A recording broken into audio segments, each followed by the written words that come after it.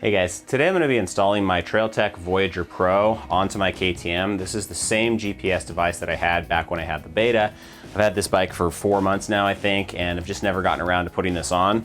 But to be honest, I really miss it. I thought maybe I could get away without having to do this because it's not plug and play like it was on the beta, which is kind of the nuisance. So I'm going to do a little bit of a hack job here. There's a couple of pieces that I don't need, so I'm not going to bother with them. For example, on this particular bike, because these are not plug and play, in order to get the front wheel speedometer unit to function with this, you actually have to get the Trailtech specific one and swap out the one that comes OEM on the bike. That's kind of a pain. You've got to run wires and cut some stuff, and I'm not going to do that. Even just to get this device powered, I've got to take the tank off the bike and run power wires all the way back to the electronics components, which are near the battery. I've also got to install a temperature sensor. So those two pieces I'm going to do for speed. What I'm actually going to do is keep the stock head unit on the bike. That's going to give me the engine warning light, the oil pressure warning light, and the hours meter. I'm going to use the GPS speedometer on the Trailtech for speed when I'm using the Trailtech.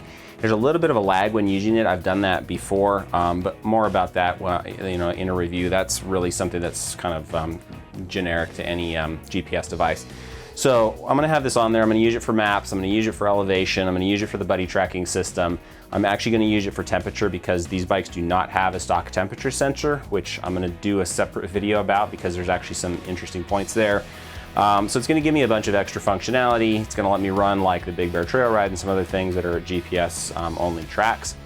But I'm going to leave the stock head unit in place. It's going to give me my speedometer, my hours, and some of that other basic stuff that's already built in there. So basic principle here, I've got to get the coil hooked up so that I can pick up the spark plug firing so I can get engine RPMs. I've got to hook up power. I've got to hook up the buddy radio, and I've got to hook up a temperature sensor. Those are the only things that I'm going to do at this point. I've also got a case, the aluminum mounting case. It's going to sit this right up here on the handlebars really nicely and keep it protected a little bit. Probably not when I loop my bikes out. We're trying not to do that so much. So let's dive in. I'm not going to go into a ton of detail in this video, but I'm going to show you the basic parts and some of the steps that you've got to do. The first thing that I'm going to do is pull the seat and pull the tank, and then we'll show you which one of the relays you want to power this device off of, and we'll talk a little bit about why that matters. Let's take a look at the parts I'm going to be using first. These are all the parts that I have left over from removing this device off of the beta. On the betas, at least on the newer ones, these devices are stock, or at least some Trailtech devices stock, not the upgraded unit. But what was nice is that everything was plug and play on the beta. So basically you just swapped out the stock head unit for this one and you were good to go. On the KTM, I'm gonna have to do things a little bit differently. So I think I've got all the parts that I'll need to make this happen.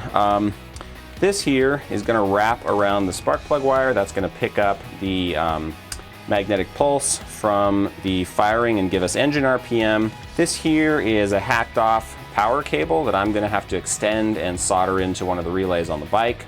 This of course is the buddy tracking antenna. This is the basic head unit or a dock that's going to connect everything together.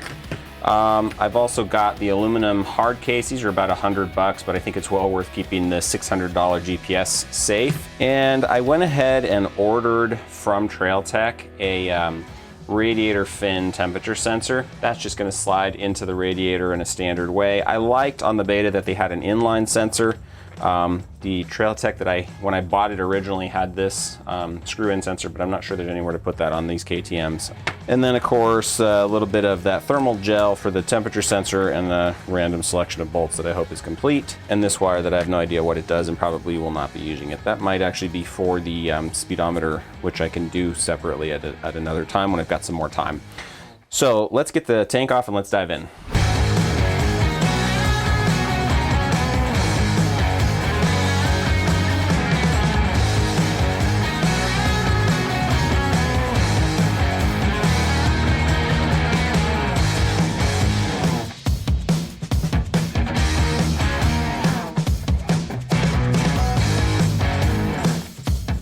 Now that I have the tank out of the way, which is actually really easy to remove on this bike, it's the first time I've been into it, which is kind of cool. On the beta, there were 2 screws up front and a screw in the back, and you kind of had to line everything up. Here, it's just this one center screw.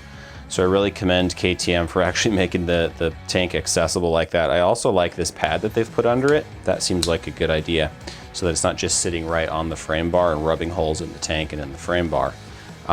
So really like the way this bike is constructed. I keep finding little things like that, and I want to call them out as I go, because I won't think of them in a review video, and it's really nice. They've done a nice job with these bikes.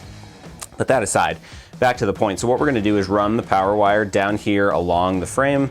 We'll get underneath these wire ties and back into the electrical setup, which KTM's done a good job of keeping all in one place. Actually, one of the selling features is all the electricals right here, so everything's accessible and you can work on it easily. KTM's designed a really ingenious electrical system for these bikes with a series of relays that mean that even if you leave the key on and the kill switch in the on position, if the bike sits off for more than a few seconds, all the power will get cut and you will not drain the battery. Now, in order to leave that system in place while I'm powering the GPS device, what I'm gonna need to do is tap into this relay, which is what runs the headlights. This particular relay runs the ECU, and this one over here runs the fan for the cooling system. The green wire that comes out of the center here is the one that we're gonna use. What that will do for us is anytime the headlights are on, this relay will also power the GPS device and charge it, which is perfect. Anytime the headlights are off, that'll cut power to the GPS and prevent that GPS device from being a parasitic drain on the battery. Now, what that does mean is that there's gonna be a few seconds of lag after you start the bike before power starts flowing. Just like when you start the bike, there's a few seconds before the headlight flips on. But that's actually exactly what I want. So we're gonna run the wire all the way down, solder it into that green wire, and that'll be the perfect place to power it.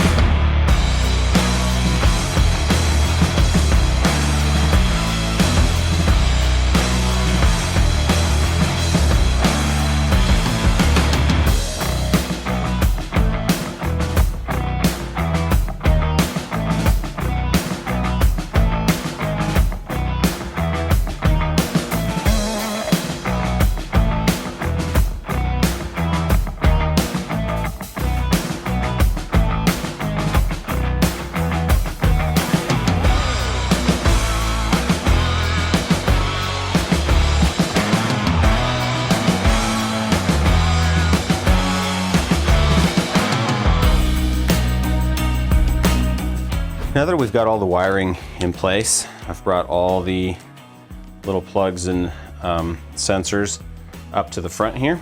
We can go ahead and mount this aluminum protective case using the bar mount, and then we'll be able to connect all the wires in and test everything out.